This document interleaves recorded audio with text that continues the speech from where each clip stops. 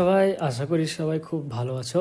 তো বন্ধুরা, কাল থেকে একটা জিনিস লক্ষ্য করলে দেখতে পাবা যে শফিকের একটা ভিডিও খুব ভাইরাল হচ্ছে এবং সেখানে বলা হচ্ছে যে শফিককে নাকি জেল থেকে জামিন করে দিয়েছে, মানে শফিককে নাকি জেল থেকে ছেড়ে দিয়েছে। তাছাড়াও আরেকটা জিনিস লক্ষ্য করলে দেখতে পাবা যে শফিকের একটা ইনস্টাগ্রাম আইডি রয়েছে আই এম শফিক নামে, সেখানে ফলোয়ার রয়েছে 3 লক্ষেরও বেশি। আর সেখানে শফিক নিজেই একটা রিলস ভিডিও পোস্ট করেছে, আর তাই বেশিরভাগ মানুষই মনে করছে যে শফিককে জেল থেকে ছেড়ে দিয়েছে। কিন্তু ব্যাপারটা কি সত্যি নাকি মিথ্যে?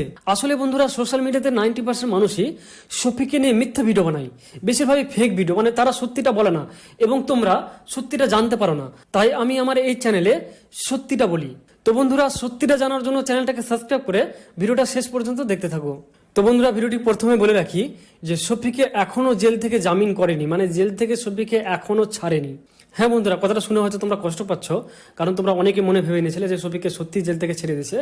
কিন্তু বন্ধুরা, সেটা একদমই মিথ্যে, একদমই ফেক ভিডিও, এইসব গুজব। আমি আগে বলেছি যে তোমরা গুজবে কান দিও না, আর তোমরা এই চ্যানেলটাকে সাবস্ক্রাইব করে রাখো, কারণ এই চ্যানেলে আমি সত্যিটা বলি।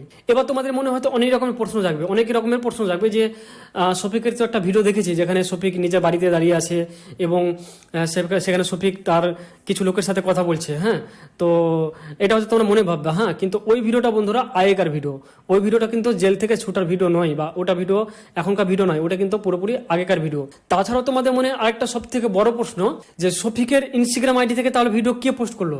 কারণ শফিক তো ইনস্টাগ্রাম আইডি থেকে একটা রিলস ভিডিও পোস্ট করেছে, মানে একটা ভয়েস ভিডিও। তাহলে সেই ভিডিওটা কি ফেক? সেই ভিডিওটা কি শফিক পোস্ট করেনি?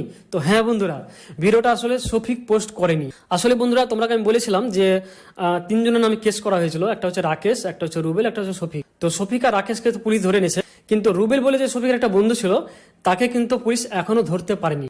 আর সত্যি কথা বলতে বন্ধুরা, রুবেলের মোবাইলে কিন্তু লগ ইন আছে শফিকের ইনস্টাগ্রাম আইডি, এবং রুবেলই শফিকের সেই ভিডিওটা পোস্ট করেছে।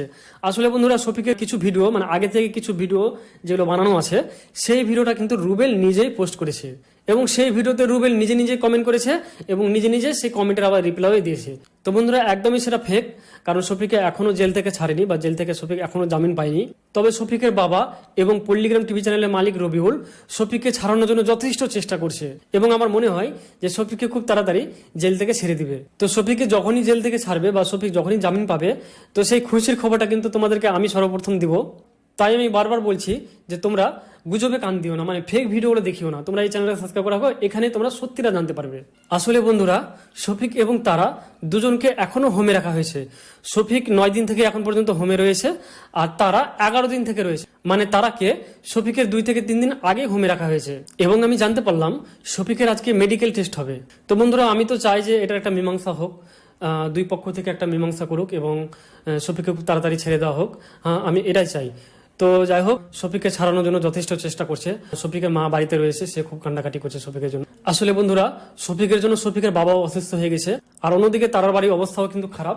তারার মাও অনেকটা অসুস্থ হয়ে গেছে, কারণ সে প্রতিদিন বাড়ি থেকে বহরমপুর থেকে বাড়ি যায় মেয়ের জন্য, আর তার বাবাও অনেক ক্লান্ত। তো 2 পক্ষ থেকে কিন্তু সবাই কিন্তু একটা ঝামেলার মধ্যে পড়ে আছে। হ্যাঁ, মানে তারার মা যে তার জন্য কেস করেছে, তাই যে তারা মা খুব ভালো আছে সেটাও না, আর শফিকের বাড়ির লোক ভালো আছে সেটাও না। 2 পক্ষের মানুষই খুব খারাপ রয়েছে বা খুব খারাপ অবস্থা রয়েছে, সবাই মানে একদম অসুস্থ হয়ে গেছে যাকে বলে। তারার মা তারার জন্য